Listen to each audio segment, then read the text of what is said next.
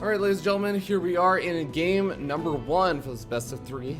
Spawning up here in the top right-hand corner of the map. Give it up for the green Zerg player. His name is Smile. In the bottom left, as the red Protoss, he is Super.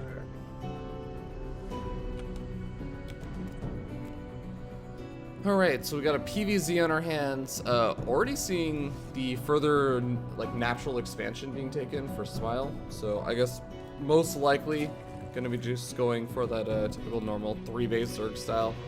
But what have you been seeing a lot in the matchup? Because I know I've seen a lot of Protoss players. There's been like a back and forth between whether they really like the Stargate openings, and I'm still not sold like whether or not Stargate opening is like the opening you kind of have to go for still. We see certainly enough of Stargate. I mean, like, I would say a good 80%, maybe a little bit less, are Stargate openers, especially if you have, like, Ruins of Endion in the map pool, which I just remembered. I was thinking, like, what is the other map that's missing in the map pool? Because I definitely know Invader was out, which I think is a very good choice, and then I realized that Ruins of Endion is also out of the Olimoleague map pool specifically, so I guess we won't be seeing it there. But Dusk Towers still seems popular, like, enough for a single Stargate. I know back in the day it was like double Stargate or die. Yeah. But now you know, it's not every single game, but it is quite common. And honestly, it seems like it's either a really quick third base, like on Dusk Towers, maybe that's what Super's gonna do, or they're going for like a super quick Twilight Council for an Adept attack, and that's the only reason they don't go for a Stargate. Yeah, a lot of those Adept attacks, I mean, you can just kill off so many workers that it becomes a little bit silly. Even if you can kill off the Adepts eventually, it just, with some good control, you can just do so much damage and actually cripple your opponent. But we do have a single Stargate opening, it seems like, coming out from Super, so probably going to be maybe opening up with a single Oracle. Sometimes we do end up just seeing straight production to Phoenixes, but one of the reasons why a lot of players like to go for these early Stargates is Mutalisks are such a ridiculously annoying problem in the matchup for Protoss players because they have such a hard time dealing with a fast Mutalisk transition with how fast the Legacy of the Void economies get up. It's really funny how, like, I mean, I know like 2 months ago there was like that heated debate between pros, between Bly and a couple of the Protoss that was like, you only go Stargate for X reason. No, we don't. You're stupid. Like, you know, that type of discussion. And mutas certainly are something you always have to consider as a Protoss, because if you're caught off guard and you're going for like the regular PvZ, it's all not anti-air. I mean, a couple of sentries, right? And it's a charge lot, immortal, and maybe some Archons. Like, it is just not anti-air at all. So, I mean, to deter the Zerg from even thinking about it, is always nice. But those Phoenixes also provide a role in the Lurker Wars. I mean, they give you really great scouting and good map control. We see Oracle's actually coming out first, and this is the second one coming out now. The first one's already on its way. Maybe he goes with Phoenix afterwards, maybe not. They're not a necessity, but without those Phoenixes, he's got to keep the Oracle alive to revelate, to get that scouting.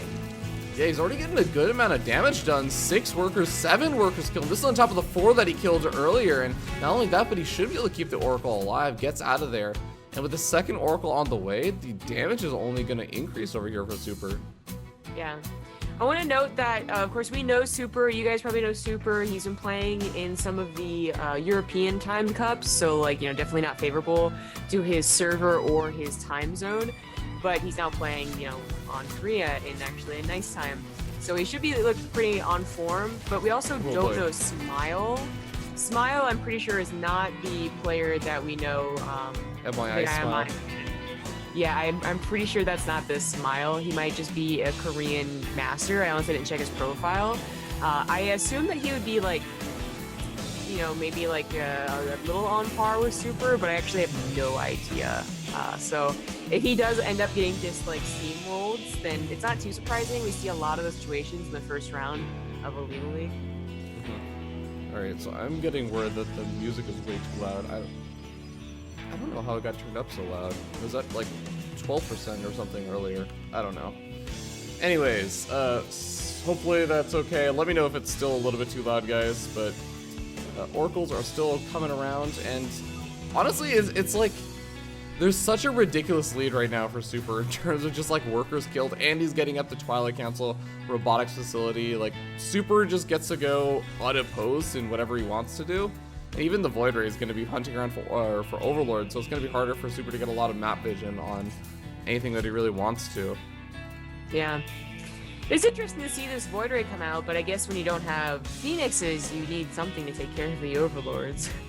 And it also provides like early game defense against any roach attack. Now that's usually not what's happening anymore in Dusk Towers. There's a time where a lot of like Ling All In, or not, well yeah, sometimes Ling All Ins too, but certainly Ling attack to try and kill the third base before it was up. It's kind of fallen out of favor though. Like it is more about just going to a macro game and getting to lurkers in a 4th and 5th base. So if Smile is going to attack with Roach Ling, I mean, good luck to him. He has a decent army supply, but Super has a unit that actually like won't be touched. Even if he forms Ravagers, like that Void Ray shouldn't die. Yeah, this is going to be a really, really difficult game right now for Smile. I think that at this point, with how many workers he just lost another 5 or so to the double Oracles I'm maneuvering around. I think this has kind of got to be like a big all-in attack, but it's so small. He's going to find a nice wraparound over here on the side of the map. Does throw up a couple of force fields. He's going to be able to survive for a little bit longer, but I think that he's already done enough damage. And with the Void Ray coming back, the Oracle over here, I feel like he should be able to defend just fine with a Photon Overcharge or two. Yeah, I think so as well. I mean, he's actually going to meet this attack, which is never a good feeling when you're going all in. And Smile certainly is. He's not at a very good drone count. He's lost 26 after all. GG. All right, and Super walks away with game number 1. Get that up on the score screen. Cool. So, yeah, let me know, guys, if the audio still sounds a little bit low on anything. I did a bunch of audio checks beforehand, but for some reason, like, I think also your microphone is, like, being a little bit weird. It's, like, going up and down. It sounds like it's, like, adjusting it or something. Oh, that's right. That's what Zoom's problem is. The only reason we used it yesterday was because I was the one that was streaming, and it doesn't affect my output to stream. It only affects the output to Zoom. Oh, okay. Really I weird. forgot that was an issue for you. You have so many audio issues. Actually, I no longer have the one that reduces my mic really low. It's I now did Rift notice Game that. that has to reduce my mic volume because it's actually too loud for him. Maybe Who no, knows? maybe you still do have that problem. It's just that it's doing it now intermittently instead of constantly. Well, it doesn't do it. No, I mean maybe. I don't know. I'm not sure either. But I don't know, it's one of those things where I almost like wonder, is it only happening when you talk? Because I guess we wouldn't notice if it wasn't happening when you talk. Yeah, it's hard to test that theory, isn't it? Yeah. It's like there was a movie, I'm trying to remember what it was called, but like this guy had it was like a bunch of like really, really lame superheroes, and they all had like really, really stupid superpowers. But then one of the guys was, I'm invisible when nobody's looking at me. So he was just like totally useless the entire movie until the end, where he slipped past a video camera security system when nobody was looking at him. Ah, okay, that could actually be useful. Yeah. There's like, it was an undiscovered talent. yeah, I don't know if it's that. I still don't think it's that great. Actually, are you ready? Do you have a map intro for this? I do not have a map intro for Frost. That's Oh, the okay. one map I do not have a map intro for. Okay, well, Or we'll was get it into the Kingston game. It Jump is on Station? Frost. So, but there's like this book where it's I don't know if you ever read Mistborn. It's like a fairly No. popular book. I It's do know about that series. I've never read it though. Okay, so like in it, they can control. Oh God, it's a long time since I read it. Like they can control metal or something like that. In their body. And anyways, so like in the future, they've kind of like there's been new powers evolved and new ways to take power from these things, like these metals you swallow. Mm-hmm. And this one chick has the power to like slow time in a bubble around her with her in it. And she thinks it's really useless because like who wants to slow time, you know, like everyone wants to speed up time and be really quick within their own bubble. But she can do it in like a really, really, really wide area because it's such a lame power. At least it's like really like strong, I guess. So at the end, she like makes a bubble the size of like the house or something. So the evil guy doesn't notice that time is slowed, and the cops come running, and he didn't anticipate them getting there so fast because time was slowed. Slowing time seems like a really awesome superpower. There are so many things you could do with that. Like, you could slow time. Like, imagine if you were playing StarCraft, something that was like an intense micro battle, and you just slow time down in like a really large area. I guess it's because it doesn't make it look like the time is slow. That's the whole thing. Like the bad guy didn't notice that, like, oh, I'm moving really slowly. Oh, Or I this see. micro is getting really easier. It just slows you, and like that's why she thought it was really useless. Oh. To do that, it would just be slower and not help.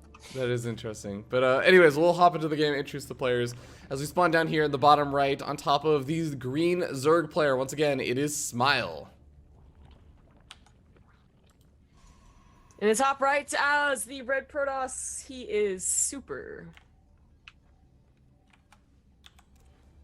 Actually, you know what it would be really good for? It'd be good for, like, messing with people. Because if you can extend the radius out to, like, someone next to you that's playing StarCraft or playing a game, then you can actually make them play slower. Yeah, you just screw them up. Be like, damn, that guy's a really fast timing attack. Actually, you know, I wonder if you did that with something like an online game, just because you would be slowing down the person, you wouldn't be slowing down, like, the network capabilities of StarCraft or the game. Would you just cause them to lag instead? I have no idea. Luckily, this universe is set before electronics, basically. So. Oh, okay. I thought you were gonna be super lame and be like, luckily this is all just fiction, so we don't have to worry about that. Yeah, that too. I'm glad you went the reasonable explanation. But no, you're welcome. we already have something kind of interesting from Smile. He does go for the pretty fast 3 hatch, which isn't super surprising, but it's the forward hatchery, and this is a problem we used to run into occasionally on this particular map, where Zerg players would only find out where their opponents spawned after they had already taken the forward hatchery, expanding toward their opponent. Yeah, I do remember that problem. I feel like that became less and less of a problem on Frost, though. Because Frost is still like a pretty large map.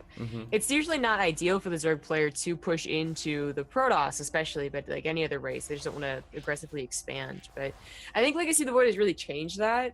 Most games are going to a macro game, first of all. There's not too many like 2 base all-ins from the Protoss, which is always the fear back in the heart of the Swarm.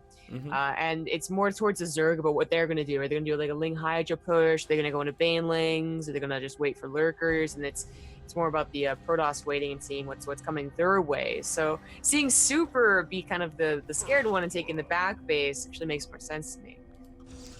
Yeah, absolutely. One of the sort of weird things I think does eventually come up is, at least in like the few games that I have seen on Frost is in PvZ, is that I think sometimes Protoss players will take this kind of nice and back 3rd expansion, but oftentimes you'll kind of want to naturally end up taking the 4th expansion that's a little bit further forward. But hold up, we have this Oracle already doing a lot of work alongside these Adepts. Up to 6 worker kills once again, and these Adepts are still alive and kicking. Oh yeah, I mean, they did a nice amount of damage last game as well, but it was more about the Oracles adding on. I think last game the Adepts got like 4 or 5, but paired up with that Oracle at 10. That is pretty good considering the Oracle is still alive, and we don't have a second Oracle follow-up this game. I think it's just a Void. No, we do have a second Oracle that already came out. So the Oracles are ready to move on in. I think maybe they're just waiting for like a drone transfer or something. Well, they do. They're certainly get a lot of drones. Small Ling attack, and the Adept wasn't quite in position, but luckily she runs back in time.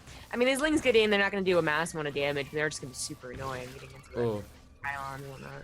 Maybe not for long, as they are going to have to back out. A lot of them end up falling just to the Oracles.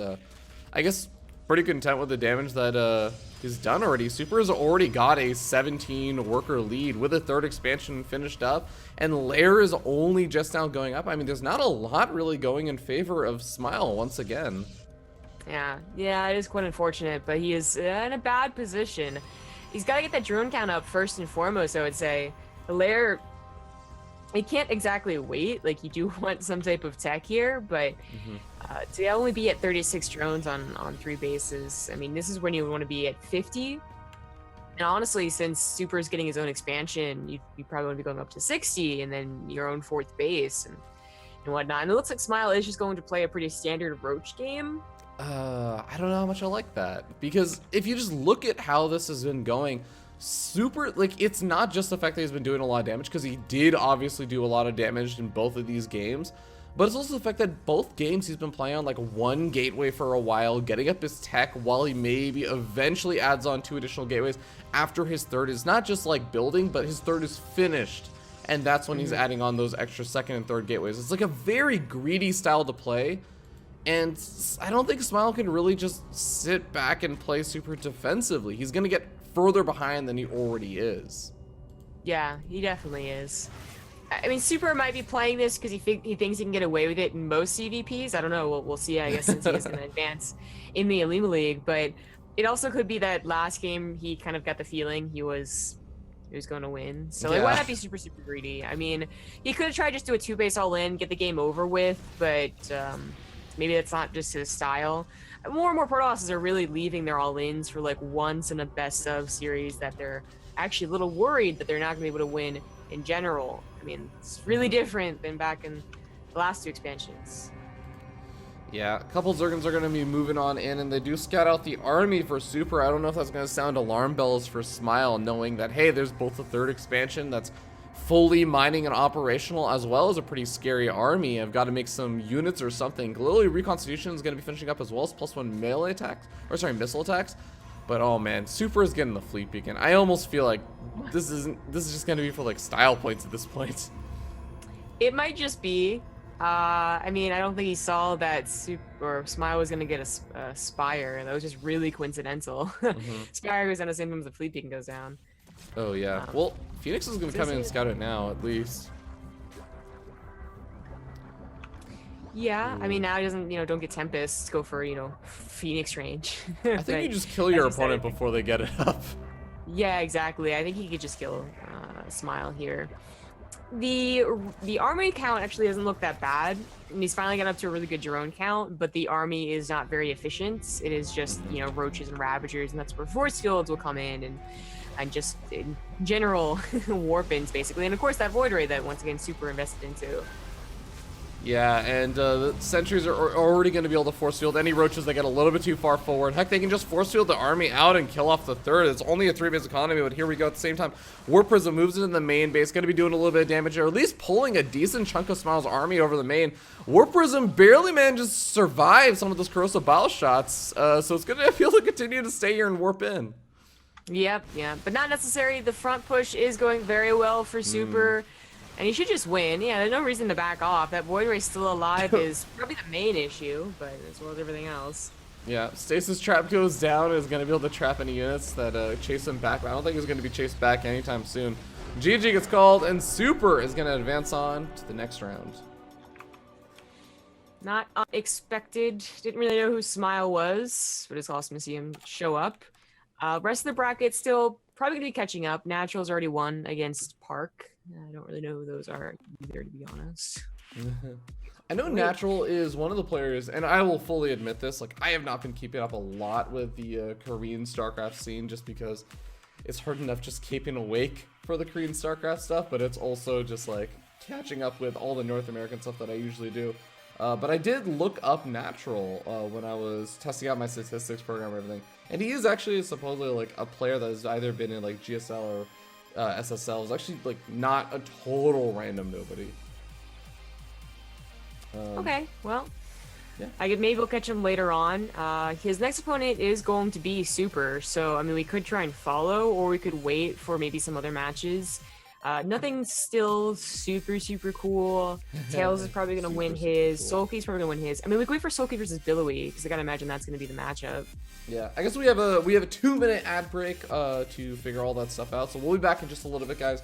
Don't go anywhere. You guys are watching the Olimoleague.